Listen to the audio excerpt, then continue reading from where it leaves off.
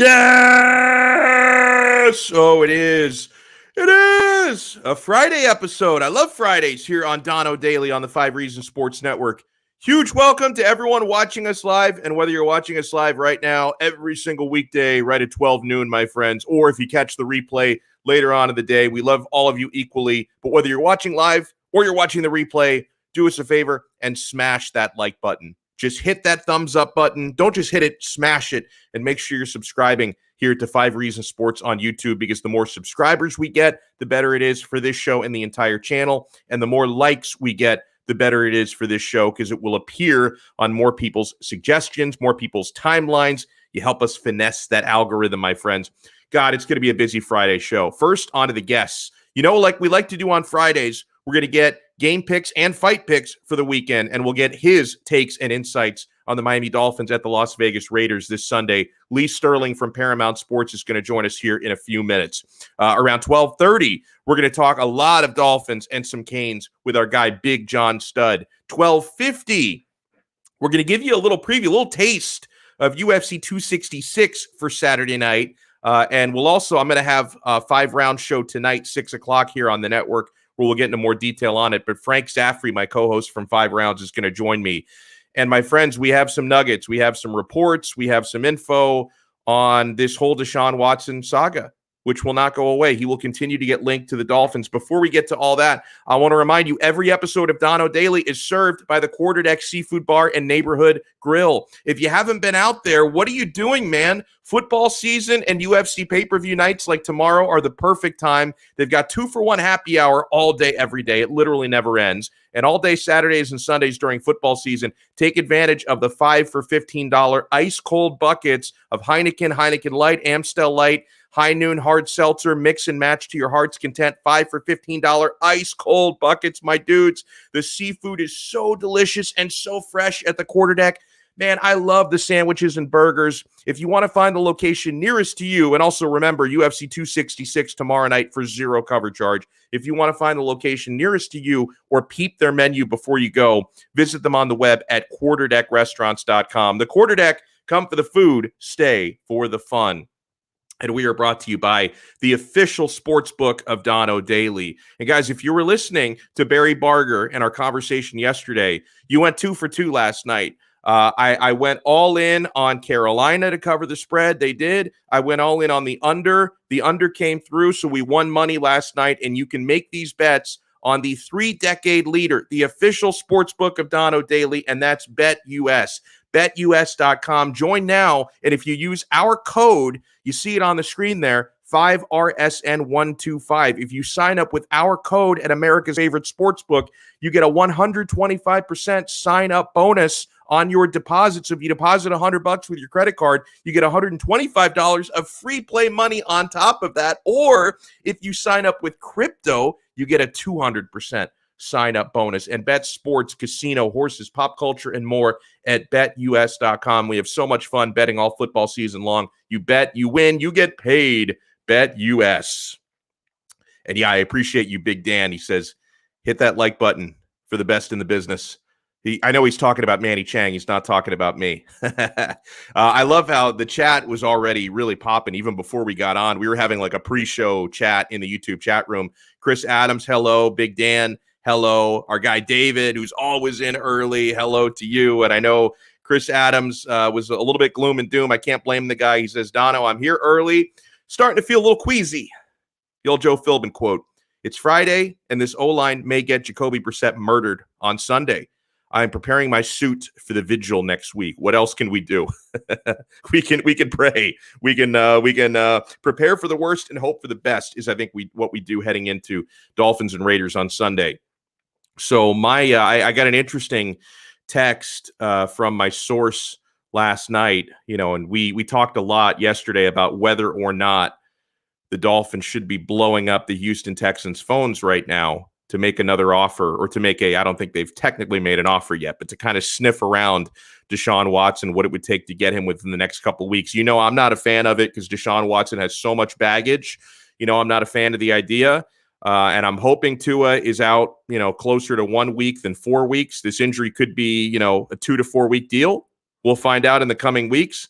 I'm not a fan of pulling the trigger for Watson now. But we debated it yesterday. A lot of people are in favor of it. If you look at the YouTube comments from yesterday's episode, you see a lot of people are in favor of it. But the text that I got from my source last night is that Nick Caserio, the general manager of the Houston Texans, is telling people close to him that he's really getting the sense now from the Miami Dolphins that they, and I assume by they, he's talking about Chris Grier and the front office, not ownership. We'll get to that. But he's talking about Chris Grier in the front office. He's getting the sense, is Caserio, the Texans GM, that the Dolphins are now beginning to realize their offense is more than a quarterback away. That even Deshaun Watson can only take this team so much farther with the way that their offensive line is playing. So I take that as a sign. If that's what Caserio is telling people, I take that as a sign that the Dolphins are maybe a little bit less eager to kick the tires on this, at least from Chris Grier's perspective, because he realizes bringing in Deshaun Watson right now midseason, and most importantly, before any of his legal trouble is sorted. That's the key here, because I would not be surprised whatsoever if we get to the next offseason and Tua has not blown our socks off yet, and Deshaun Watson has settled his cases and gotten through his legal trouble next offseason, that's when the Dolphins could make a move, because they also have areas to fix on the offensive line and other parts of that offense. But it sounds to me like this is not happening right now. However, within the last hour, ProFootballTalk.com, Mike Florio posts a piece that, again, and he's given us this sense before over the last month with his reporting, that the person within the Miami Dolphins who's really pushing for Watson, it's not Chris Grier, it's not Brian Flores, comes right from the top. It's the owner, Stephen Ross. That's the one who's really pushing for this. Dolphins owner Stephen Ross writes Mike Florio, he wants Deshaun Watson, even with 22 civil lawsuits alleging sexual misconduct and 10 criminal complaints. Ross wants Watson, and Ross is not happy, we're told. Mike Florio is told that word has trickled out regarding his desire to land Watson. So apparently he's not happy these reports are coming out. Ross and his team haven't pulled the trigger on the trade, not because of the uncertainty over Watson's legal situation, but because of the asking price, presumably 3 first-round picks and 2 second-round picks. Remember yesterday when I said I get the sense that even though I care that Deshaun Watson sounds like a scumbag, I care about that. A lot of people in the NFL don't seem to care.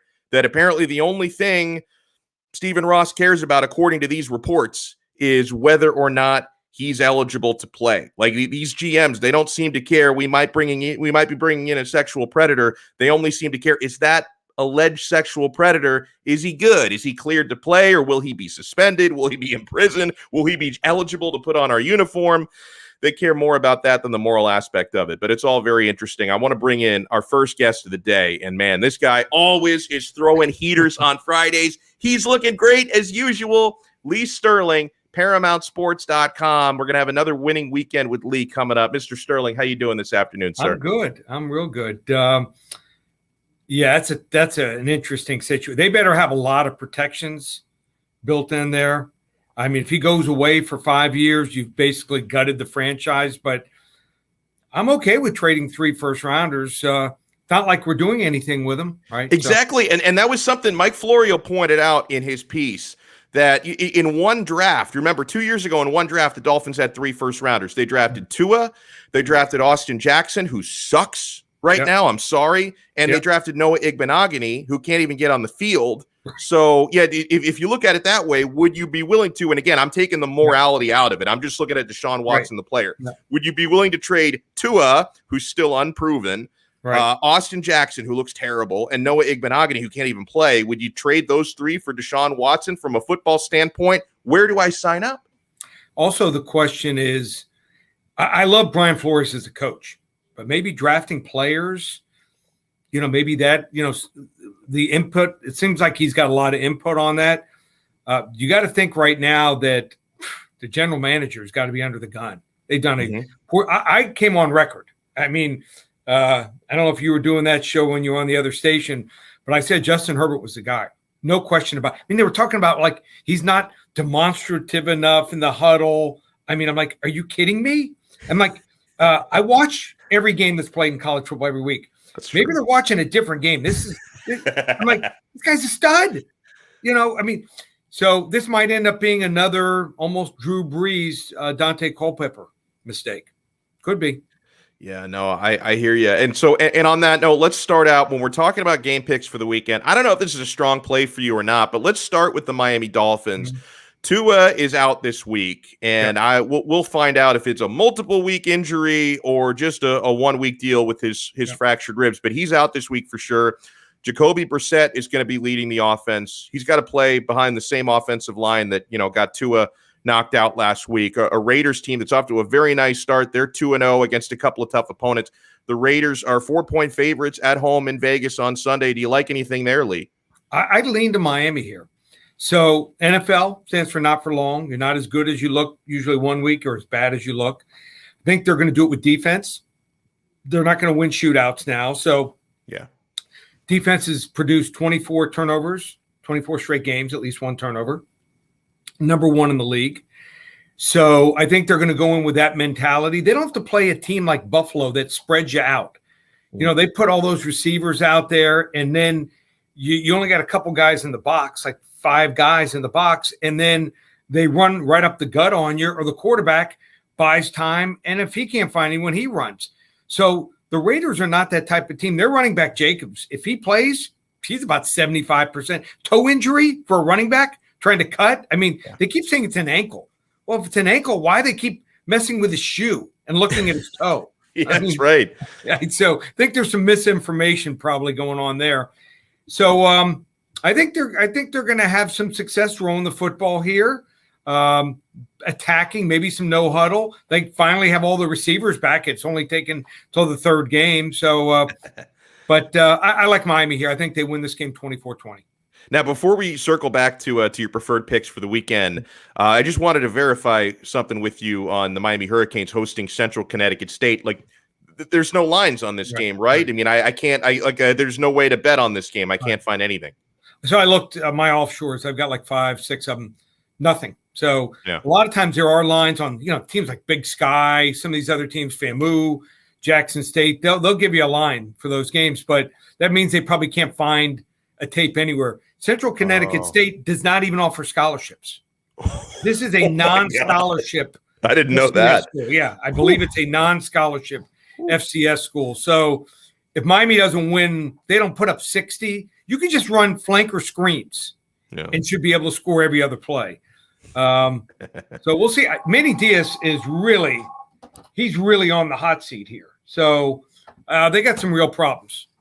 Wow. Yeah, I didn't. You're probably right about the scholarship thing. It wouldn't surprise me. I was reading something this morning that Central Connecticut State, they play at like this 5,000 seat outdoor. You can't even call it a stadium. It's a field, and they share it with like the women's lacrosse team. So that's obviously they're playing down here, not up there. But this is the sort of thing you're going up against. And their head coach was interviewed a couple times this week, and he was asked, well, why are you guys taking this game? And he was very honest about it. He said, well, for financial reasons, right? Because you come down, you play, play a Power 5 school, you get the bag for doing that. So that's and you start up the bus, or you tell the plane to get the jet engines going. Yeah, exactly. They probably don't even have a plane. Like they're probably taking a bus down here all the way bus down. Hey, they probably got $1 million. They'll spend $50,000-$75,000 on expenses. They're staying at probably a Holiday Inn Express or a travel lodge. So they're staying at one of those like sex motels near the airport. We got hourly rates on these rooms, man. We're not even going to stay the night here. We're going to go right back after the game is over. Yeah. Oh man, it's too good. So we got a big weekend league, college football, the NFL, UFC 266. I'm excited for my guy Nick Diaz returning. I'll have to ask you about that a little bit later. But what are some of the picks you like, whether it's college football, NFL, UFC? What are you looking at this weekend? So Florida Gators laying 20 against Tennessee. I love Florida last week. I'm going to go against them this week.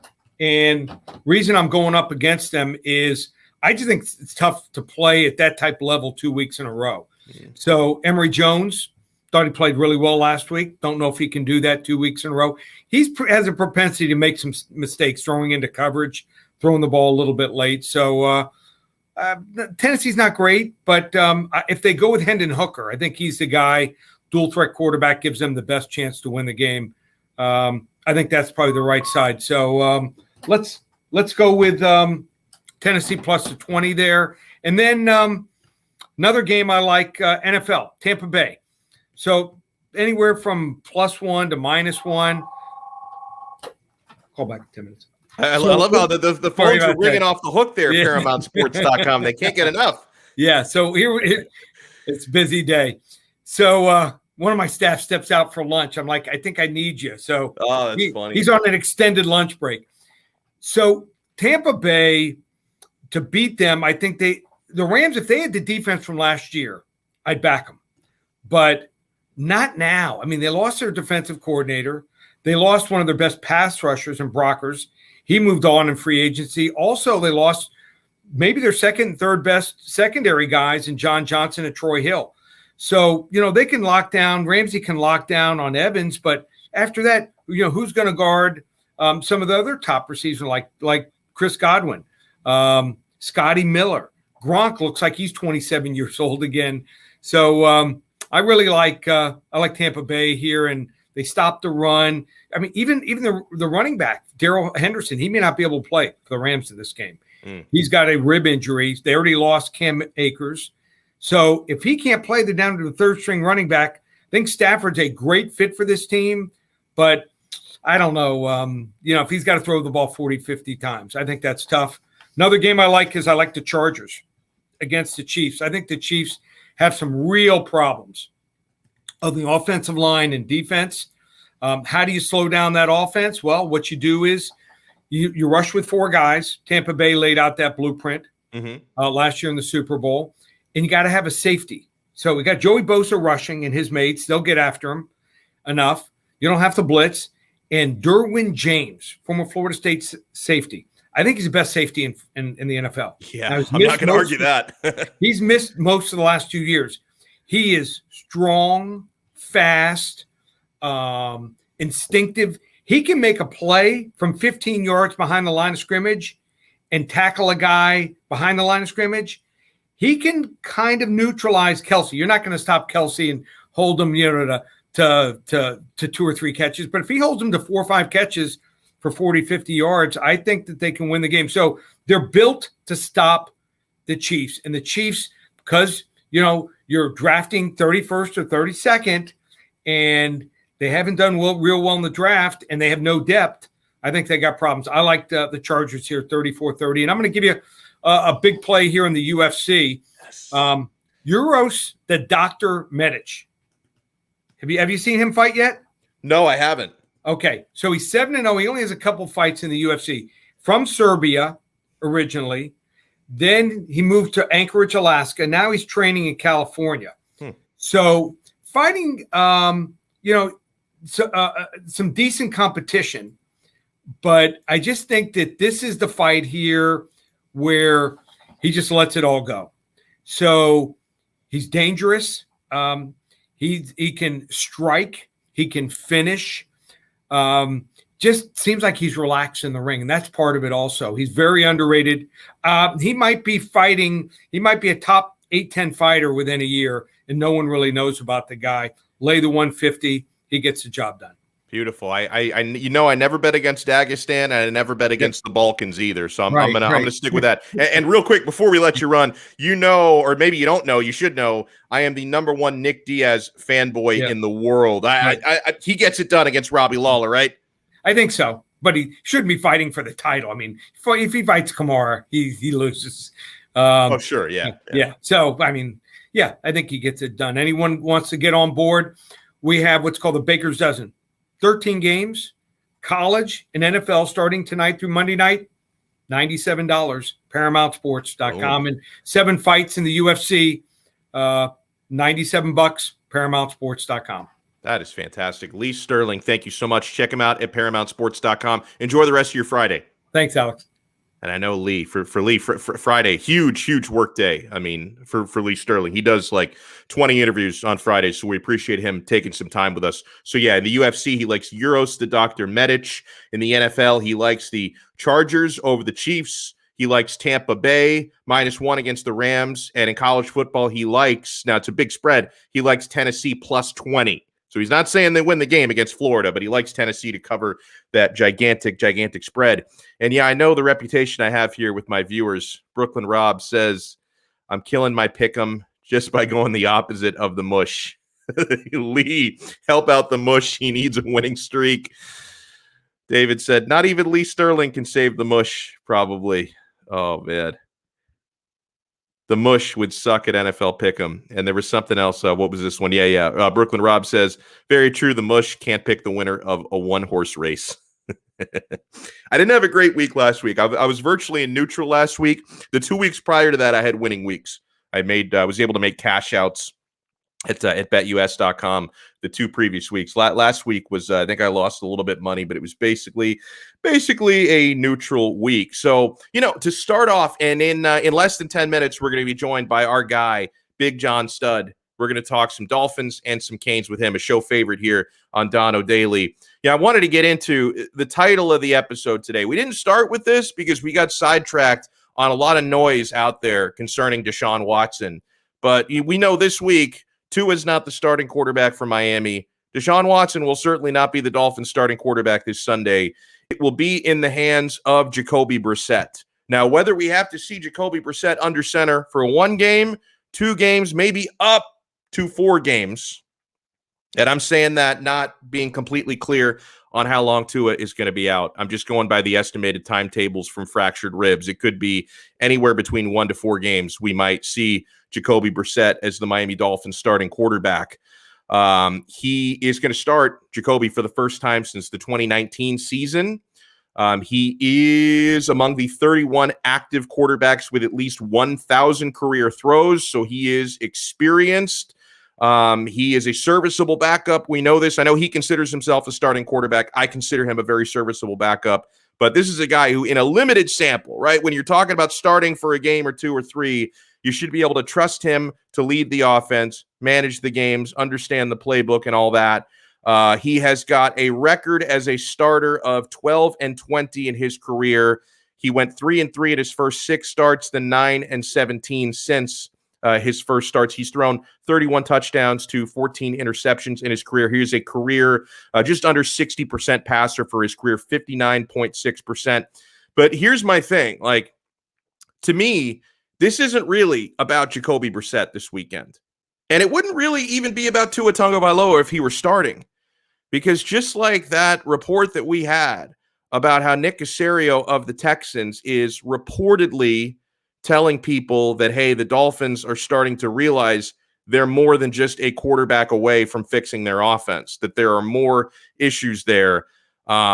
If Jacoby Brissett's offensive line can't keep him upright and can't keep him in the pocket with a little bit of time to throw, yeah, the Dolphins probably aren't winning this game. That if you can't manage some sort of protection, if the offensive line looks as inept as they did this past week, where they couldn't stop a nosebleed in blocking against Buffalo, then yeah, Jacoby Brisett and your running game and your entire offense is not going to have success. And then your defense won't have much success because they're going to be tired if your offense can't, get some first downs together and give them some rest. That's complimentary football. If your offense can't do anything, your defense is going to suffer. So I don't think this is really about Jacoby Brisett.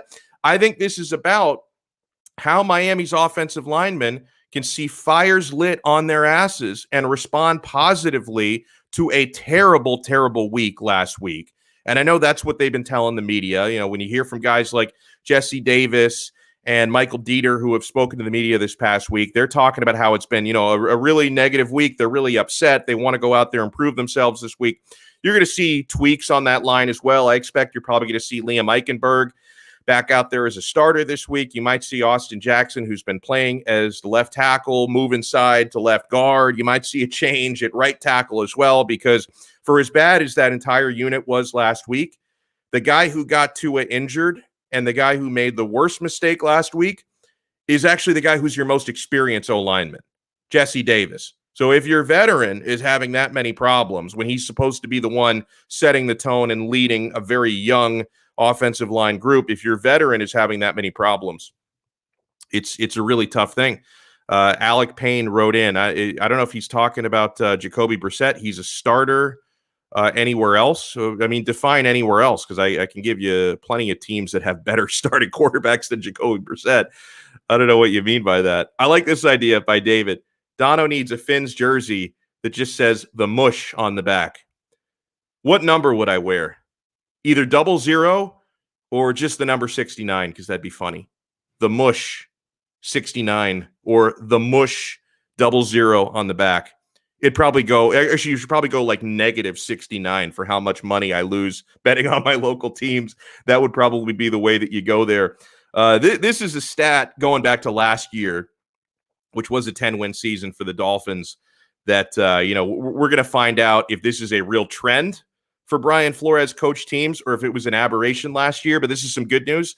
The Dolphins were 4-1 last season in games immediately following a loss. And that included a 4-game streak of games immediately following a loss, not counting the season-ending loss to Buffalo, because you didn't have a game after that. Although if you did want to count that, you did bounce back with a win against New England the following season. So maybe you say 5-1. But just last season, the Dolphins were 4-1 coming off of losses. So they tend to bounce back and put better performances together. It was a huge improvement over 2019 when Miami was 3-8 in the games that came after a defeat. But it's hard to count 2019 because you had basically an XFL roster playing in the NFL in 2019. You're going up against a Vegas Raiders team that's off to a really nice 2-0 start. And the 2-0 start, it's getting a lot of people to really get high on their supply and, really get excited about the Raiders are doing. And that's fine. I think they've earned that. So far, Derek Carr has been really aggressive. He's thrown for 817 yards. That's the 7th most in the first 2 games of the season. 4 touchdown passes so far this season. The guy, we know, this is no secret, because he torched us last year, and he's been torching teams already this year, especially in that opening game against the Ravens. Darren Waller, he's going to be a problem. Darren Waller is going to be a problem for Miami, problem against anybody. He's already got 170 receiving yards. That included 100 in the opening game.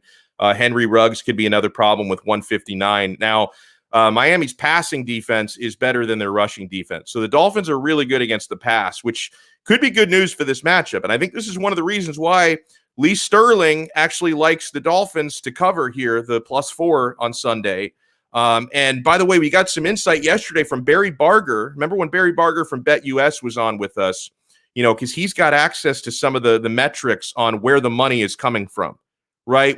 And he told us yesterday, and this was kind of a surprise to him, but you can't argue with this, the wise guy money, the volume of money is actually coming in on the Dolphins.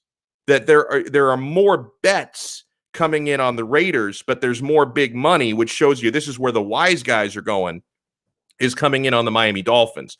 So the wise guys, who are a lot better at this than I am, clearly because I'm the mush, right? The wise guys are really good at betting these games because those are the ones who really profit from this in a big way. They're actually putting their money on the Miami Dolphins tomorrow. Oh, welcome into the chat. Cap for life. Donno, yes, he writes. I love it. I love it. Oh, man. Rafa in Miami says, I already feel bad. He's my starting tight end in fantasy, talking about Darren Waller. That's one of those out of sight, out of mind things, I think, right? Because we all go through these dilemmas in fantasy football where one of the best players on your team, so you have to start him because he's so good. Like you're not going to bench Darren Waller in your fantasy team because he's going up against the team you root for in real life, because that would just be stupid. He's probably going to put up big numbers this week. Like last year against the Dolphins, he was basically uncoverable. 122 yards receiving against Miami last year. I'm expecting him to be somewhere in the neighborhood of 100 yards. Although, we have the tight end stopper in Eric Rowe. So, maybe the Dolphins will do a better job against Waller than they did last year. But I'm expecting him to put up numbers. I think it's inevitable. And yeah, if he's your starting tight end in fantasy, I know Rafa in Miami is smart enough and pragmatic enough that he's not going to bench that guy just because it's going to be awkward watching the Dolphins and watching Waller put up big stats against Miami. Well, I'm so happy he's on my fantasy team, but God, why did it have to be against the team that I root for? We got to believe. Donno writes Cap for life. Oh, man. Something you talk about trying to fix this offensive line in a more serious way, because Flores can shuffle some guys off the bench in and out. But when you're talking about a unit where they're clearly not good enough, and there's probably a reason some of these guys were on the bench in the first place and not starting, you may have to look without, not within, right? That the answer for fixing this offensive line may not be within. You have to look outwards. And I think that there's a very good offensive tackle that could be on the trade market between now and November 2nd, which is when the trade deadline closes in the National Football League. And that's offensive tackle Taylor Decker from Detroit. Our friend Kyle Krabs from Dolphins Wire wrote a good piece on this. Here's the things working in Miami's favor, assuming they are interested in the first place. You'd have to be taking crazy pills not to be interested in Taylor Decker, right? I mean, if you're interested in a quarterback who's, been accused of 22 sexual assaults and 10 pending criminal complaints, how can you not be interested in an offensive tackle where that's arguably the biggest problem on this team right now, an even bigger issue than quarterback?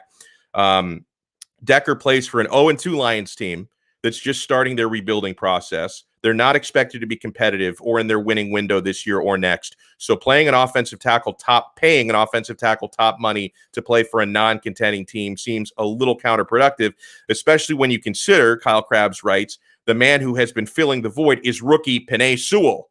So they've already got his replacement on the team, and he's already doing really well. So they already have a lower cost replacement because Penei Sewell's making rookie money, rookie wage scale. They've already got a lower cost replacement who's probably going to be even better than Taylor Decker, by the time he hits his prime, should be better than Decker by the time he hits his prime. So it would make sense. Sewell is crushing it with a potential successor already in-house and taking those reps. The vision of what a line without Decker looks like for Detroit is certainly easier to process and perhaps easier to buy into. Financially for Miami, he writes, Decker's contract will be quite easy to absorb. His contract was restructured to manufacture cap space, and his base salary this season is just $1 million.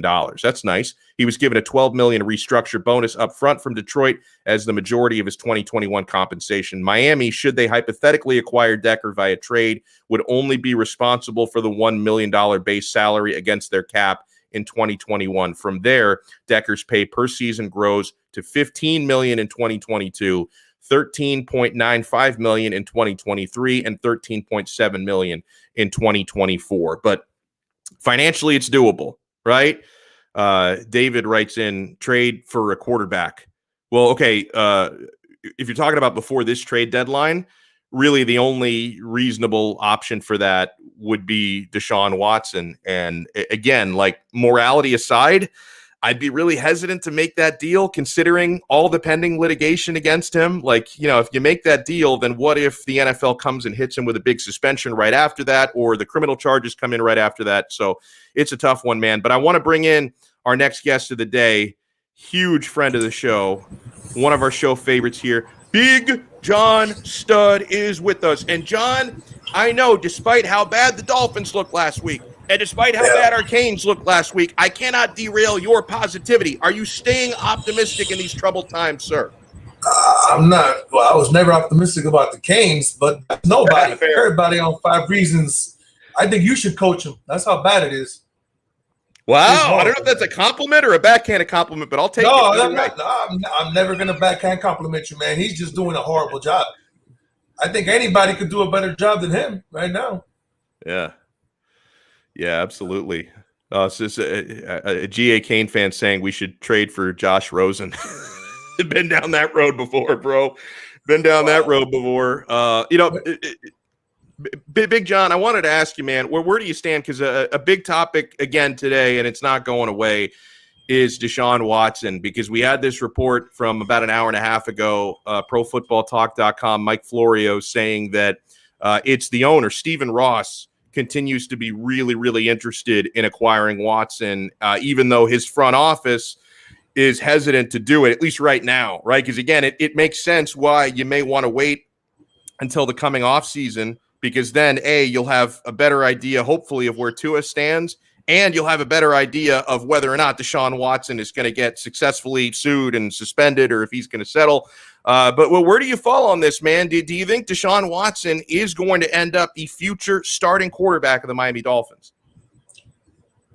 Will he end up the future starting quarterback? I don't know. I myself, like you, I wouldn't touch that with a 10-foot pole right now. That's too many litigations. I understand you're innocent until proven guilty. I get all of that, and let the process, take its course. But there's no way I touch that. Now, I do understand Mike Florio when he says, you know what, give up 3 first-round picks. Miami can't draft in the first 3 rounds anyway. No, they can't.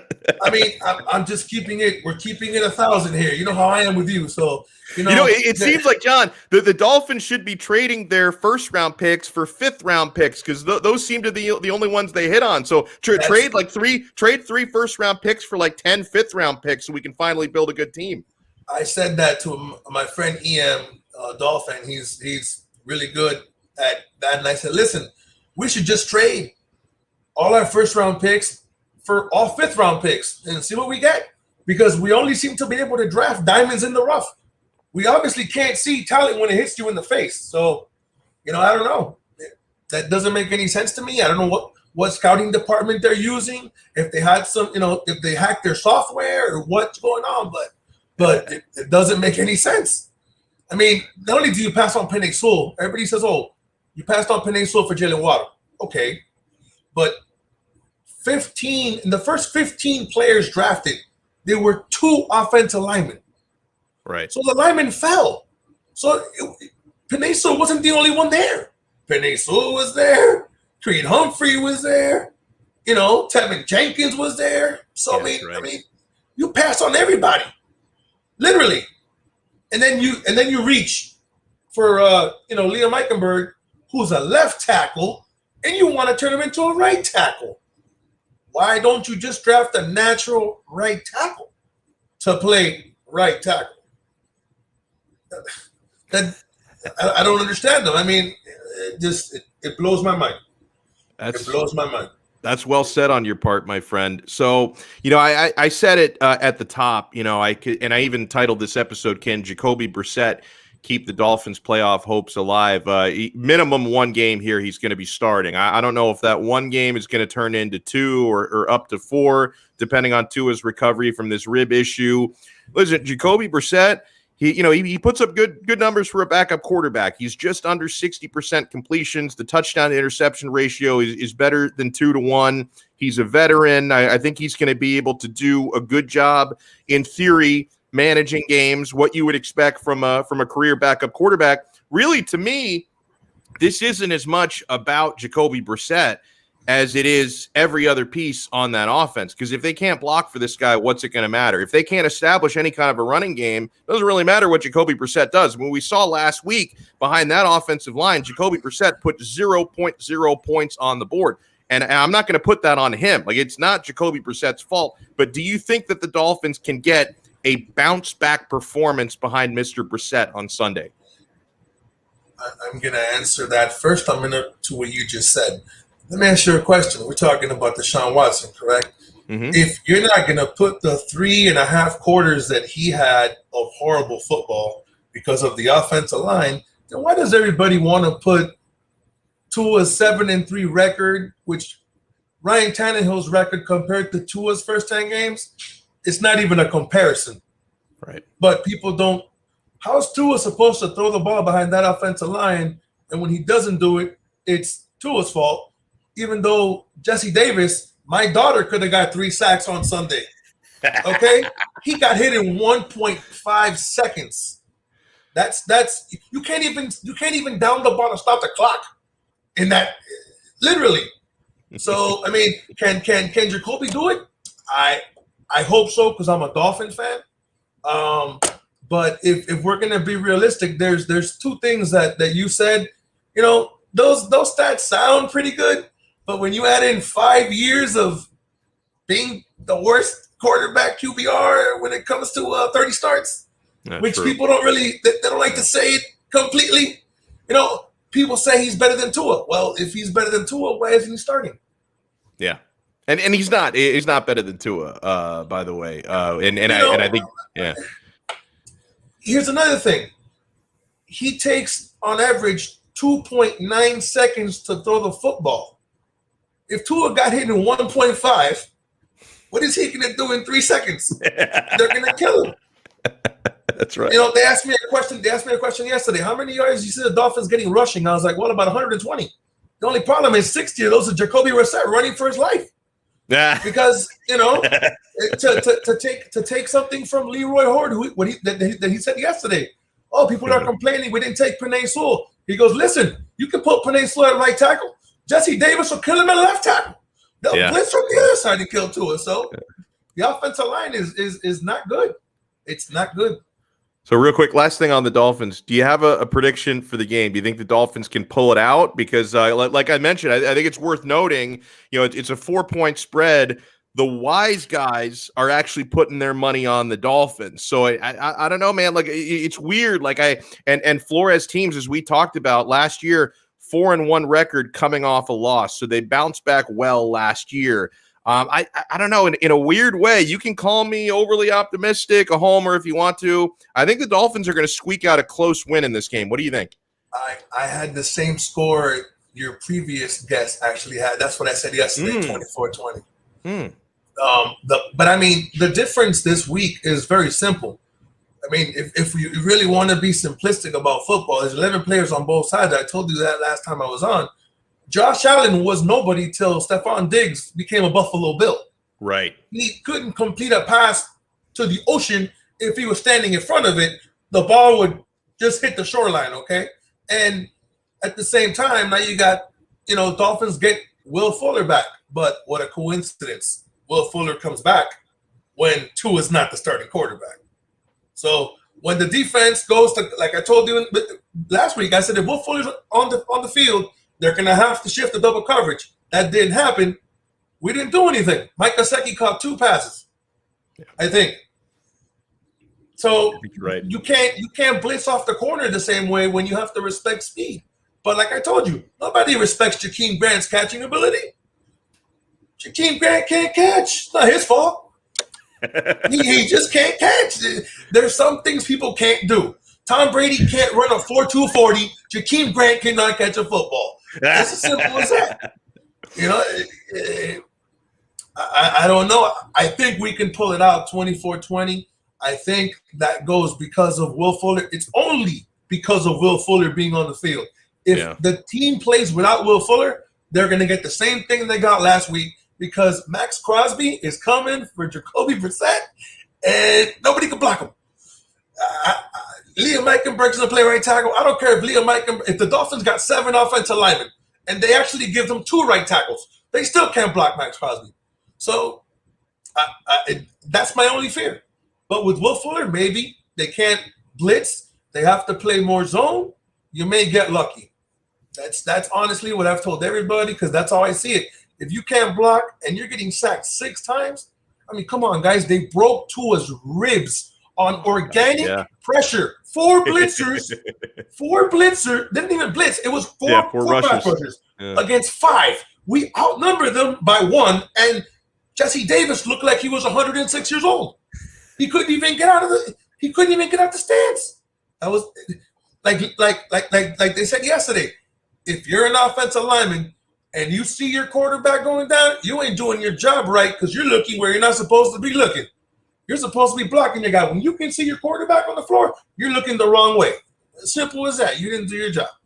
I love this dude, Big John Stud. Let people know, man, where they can find you. You're all over social media. You have anything you're working on you want to plug? Let people know. Oh no, man! Big John Stud 007, man. I keep it simple. If people want to find me, they know where to find me.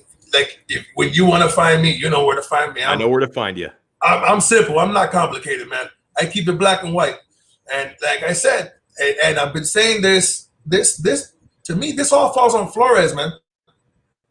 This all falls on Brian Flores. If the Dolphins don't make the playoffs, I've told already Brian Flores is on the hot seat. I think he is because those are offensive coordinators and that offensive coach are all rookies. You have a rookie offensive line coach who is teaching 4 rookies literally how to block. That doesn't work. What is he going to teach them? He doesn't know what he's doing. Yeah, fair. I don't understand. Listen, I enjoy you, man. I appreciate your time as always. Have a wonderful weekend. Have a blessed weekend. We'll talk to you again soon. You too, man. Have a great day, man. You're the man. Thank you so much, man. You're the man. Love that dude. Big John Stud. Always nice for him taking time. Hey, we got to, before Frank Zaffere joins us in a few minutes, we got to go through our picks for this week. And hey, listen, man, for Brooklyn Rob, who calls me the mush all the time, I am tied for first place out of 3 for our picks challenge here on the show with Manny and Sean. So in 2 weeks, we make 4 picks per week against the spread because we're not children, right? I mean, you see these shows where they pick winners and losers. Like, oh, yeah, you really impressed me because you picked a team to win that's an 11.5-point favorite. No, we pick against the spread here on Donno Daily. Sean Stanley, Manny Chang, and myself pick 4 games per week. Manny and I are both 4-4. Sean Stanley, an abysmal 1-for-7. So he's got a chance to try and climb back up in these standings. And our picks, my friends, are brought to you by You Break Wheel Fix in North Miami. Make this your spot. If you have damaged or cracked, bent rims and wheels, look no further than You Break Wheel Fix. They will take care of you. They have 5 stars on Google and Yelp. They do an impeccable job at You Break Wheel Fix. Mark and his repair and refinishing techs have over 20 years of experience. They are dedicated to providing high-quality repairs. They can even provide you with loaner wheels while your wheels are getting repaired so you can get right back out there on those South Florida streets. We all have places to go, commutes to make, jobs to do. They will make sure you're not going to miss any time out there on those streets, guys. They love our South Florida sports teams, and we love that. So not only can you get your wheels repaired, you can get them refinished and tricked out, guys. They love our teams. They're big-time Dolphin fans like me and all of us, Miami Heat fans, big-time Hurricanes fans like some of you are out there, Inter Miami fans. You can get those pink and black wheels. They can trick your wheels out in your team's colors, or they can trick your wheels out to match your car just to add a little flair. You see some of these great wheels around town, and if you see the ones that look really good, you know that's probably a You Break Wheel Fix job because they do fantastic work. They are conveniently located in North Miami, so whether you're a Dade or a Broward person, they're not far away. Conveniently located in North Miami. If you need repairs or you want to get your wheels tricked out, call them or reach them on the web. Tell them Donno and 5 Reasons Sports sent you. Their phone number is 305-748-0112, or you can get them on the web at youbreakwheelfix.com. All right, so let's go through these picks here. We pick 4 games against the spread each and every week. So here are the 4 games that I have selected this week. And I usually go by games. We pick the Dolphins game every week. And then the additional 3, either big games or games where the spread is just interesting to me. I'm 4-4. Manny's 4-4. Sean Stanley is 1-7. Our game picks for this week, you've got the Cincinnati Bengals +2 at the Chicago Bears, who are a -2 favorite. You got the Las Vegas. Oh no, hold on. Those are those last week? Oh, sorry, those were last week's games. My bad. You've got the. I was like, wait, didn't we play that one already? Sorry, this week's games. We've got the Tampa Bay Buccaneers, who are a 1-point favorite on the road at the Los Angeles Rams, who are the 1-point underdog. We got the Green Bay Packers, who have a really tough test this week on the road at San Francisco. The 49ers are a -3 favorite. Packers +3 the underdogs. We've got Manny's Philadelphia Eagles +4 at the Dallas Cowboys. Cowboys at home favorite by 4. And we have our Miami Dolphins, 4-point underdogs +4 at the Las Vegas Raiders at -4. So here are Sean Stanley's picks. Sean has the Buccaneers -1 at the Rams. He's got the Green Bay Packers covering the 3, +3 at the San Francisco 49ers. So he is buying in to what Aaron Rodgers is selling after that big win against Detroit last week. He has got Sean. He's got the Philadelphia Eagles. Man, he's happy about that pick. He's got the Eagles covering the +4 at the Dallas Cowboys, and he has the Miami Dolphins. Woo! Sean Stanley is going with the Miami Dolphins to cover that 4-point spread. Here are Manny Chang's picks because I think he's too busy at work to pop in with us. Manny has the Rams beating the Buccaneers, so he's got some he's differing there from Sean. He has got the San Francisco 49ers -3 against the Packers. He's got his Eagles, of course, +4 against the Dallas Cowboys, and he has the Las Vegas Raiders covering the -4 against the Dolphins. Now, I think I've tipped my hand to this all week because I've been talking about this game for the last couple of days. It should be one of the best of the weekend.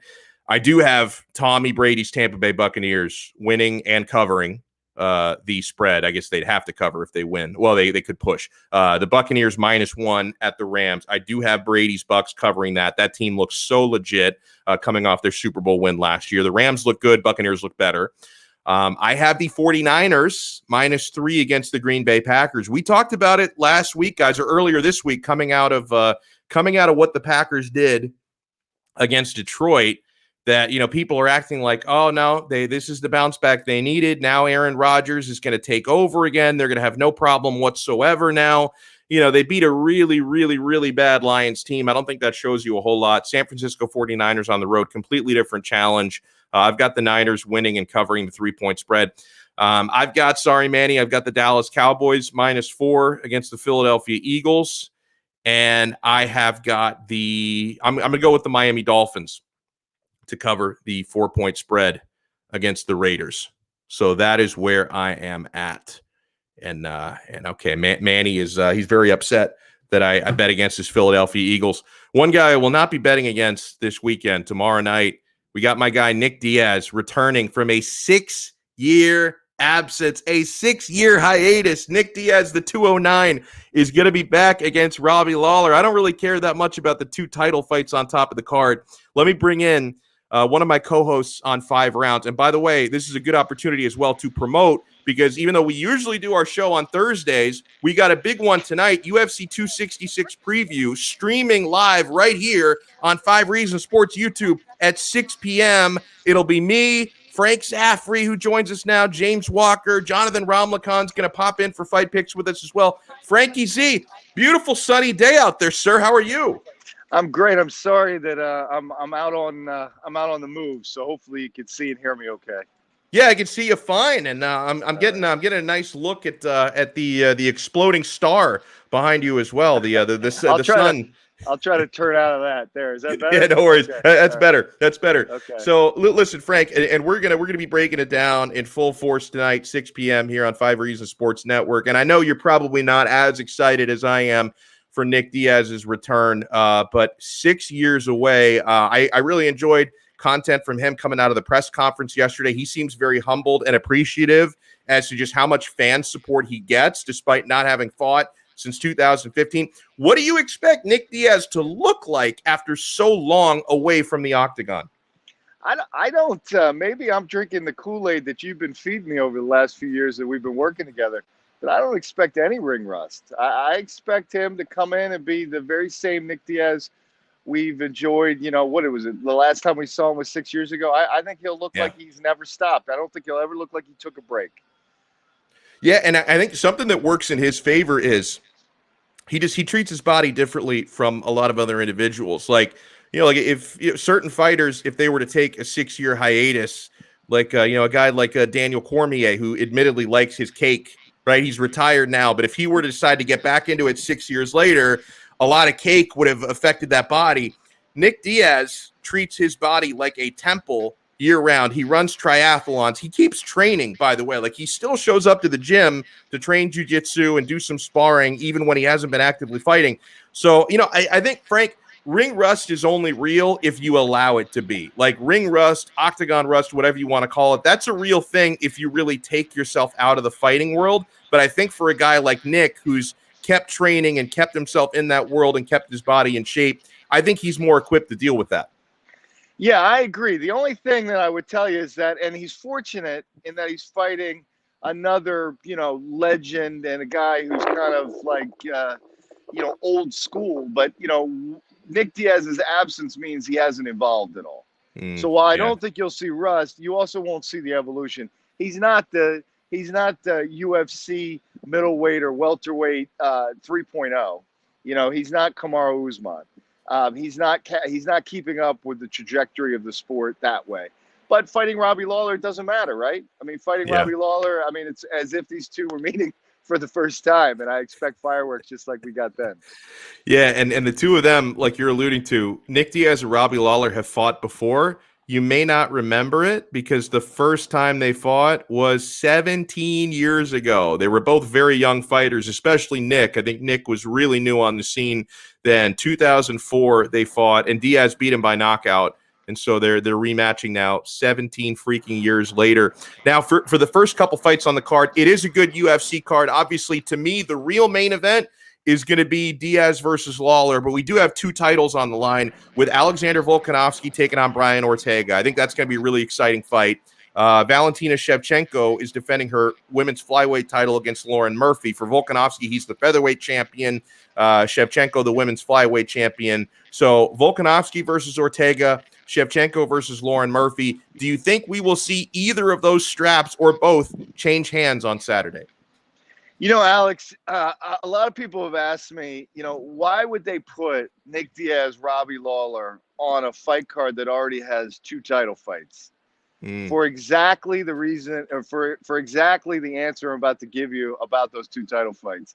Not only are they both going to go slam dunk the way we think they are going to go, with the champions retaining the strap, but I don't know how many people really care, particularly about Volkanovski and Brian Ortega. So, there's a reason. The real main event is Nick Diaz and Robbie Lawler. In fact, if Dana White wanted to, I think he could have made that the last fight on the card. And I think he might have done better. Yeah, if this were like a Strikeforce show or a Bellator show, they probably would have done that because we've seen them before. They'll put a non-title fight as a main event over a title fight, but Dana White doesn't do that. Like he likes to at least pretend we have some sporting integrity, and so like we're not going to make a non-title fight the main event over a title fight. But no, it's going to be good. What can we expect from you, Frank? Because I know that we're going to have a good one tonight. I think in honor of Nick Diaz, we need to let the expletives fly tonight on 5 rounds from 6 to 7:30. What can we expect from you tonight? I really just want to break down the Nick Diaz dynamic, Nick and Nate Diaz dynamic. I mean, like, what makes them so popular? What has endeared them to people so powerfully that even Nick's brother Nate, he's enduring where Conor McGregor couldn't. Conor McGregor is moving quickly into irrelevance, and Nate Diaz is still a ginormous fan favorite. Now his brother returns from 6 years off. I can't remember the last time the guy won a fight, and it's all we're going to talk about tonight. Right. So I'd really like to figure that out. But, I think also for Robbie Lawler, like, how much of a revenge thing is this for him? I mean, like, I expect to see the most aggressive, hostile, out for blood Robbie Lawler we've ever seen. Maybe tops the opening stanza of him against Ben Askren, where he just goes blitzkrieg. I think we're going to see that, but there's nobody tougher than Nick Diaz. So unless Robbie hits him with a hammer, I don't think he's going to be able to stop him. Well said, as always. So make sure tonight you guys tune in on YouTube, same channel, 5 Reasons Sports YouTube. Myself, Frank Zaffere, James Walker. We're going to have Jonathan Ramlakan making a guest spot with us. We might bring in a couple of others as well to make some fight picks. So tune in tonight right here on 5 Reasons YouTube, 6 o'clock. Frank Zaffere, thank you so much, man. I'll see you again in a few hours. Thanks, bro. Good stuff there by the real Frank Z. And make sure you follow him on Twitter at realfrank_Z. You got to get through the velvet ropes because he keeps his account private, but he will accept you if you decide to follow him. So that's good stuff. Haven't talked a whole lot on this episode about Miami hosting Central Connecticut State tomorrow. For one thing, trust me, I've studied this game. I've looked through the numbers. There's really not a whole lot compelling tomorrow. I did see somebody brought up in the chat early. I don't have any inside info on this, but I've seen the rumors. There is a rumor going around that De'Ara King's shoulder issue could have him missing significant time. I've seen the rumor. I don't know where it's coming from. So until I get more and more concrete, I'm not going to put a whole lot of stock into it. But you do have to wonder if tomorrow, because we're definitely going to see your two young quarterbacks play a lot. I think Tyler Van Dyke is going to start, but I think they'll try and get equal reps for Jake Garcia. So we're going to see what both of them can do. And they're not going to go up against much resistance because Central Connecticut State, Lee Sterling talked about this with us. They don't have scholarships. Like, they don't give football scholarships. They play in an outdoor field, which is not even a real stadium there, that they share with a women's lacrosse team. Like, this is not a real opponent. So the most important things to look for, two objectives tomorrow: try and rotate everybody in. Like, try and give as much playing time as you can to the second and third teamers to give them some experience, and you can maybe evaluate at a few positions. Like, you want to see what Cody Brown can do at running back because he hasn't gotten a carry yet. Like, your running back core is so shallow, and I know Jalen Knighton's going to be coming back soon. I think he'll be off suspension either for the Virginia game or the one after that. I think for the Virginia game, he'll be coming off of suspension. But with Don Chaney injured, Cameron Harris is the only guy getting any burn right now. Cody Brown needs to get a chance to actually get carries. He played just 2 snaps last week, so you need to see what he can do. You need to see what James Williams and Cameron Kinchins can do at safety. They need more experience. So there are some young guys, even outside of the quarterback position, we have to see play. And for the quarterbacks, if it's true that King is going to have to miss time, obviously you have to give your 2 young guys an audition to see, because if necessary, which one of them is better equipped to start the following games, because the ACC schedule starts fast and furious. You host Central Connecticut State tomorrow. 5 days later, you're Thursday night against Virginia. So the turnaround, it's 0 to 60 in about 5 seconds or 5 days, if you want to put it that way. So you're going to have to see something out of these quarterbacks. Listen, I favor Jake Garcia. Tyler Van Dyke is the more experienced guy because he's, a year older. He was in the offense last year, so he theoretically has, more experience running that offense and the longer relationship with Rhett Lashley. Garcia was the better high school player, though. He's the highest touted quarterback recruit Miami has had since Kyle Wright. Hope this one goes better than that one did.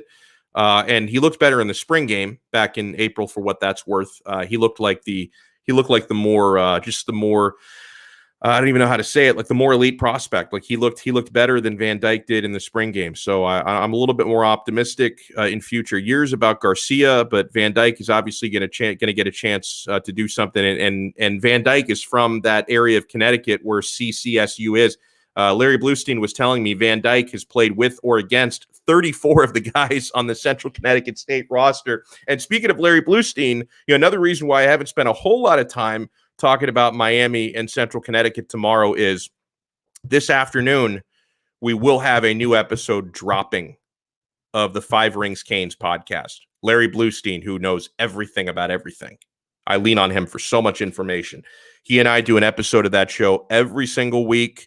It drops either on Thursdays or Fridays. Next week, it'll be dropping earlier in the week because Miami play on Thursday. But Thursdays and Fridays on a normal week, we drop a new episode of Five Rings Canes, and it's going to be dropping this afternoon to get you ready for Miami versus Central Connecticut State. And we also had, because we recorded it right before this show, it's going to drop right after this show, Blue and I had a really frank, open, and honest conversation about the state of the football program and where it goes from here. And we didn't pull any punches on that. So you want to check that out later today.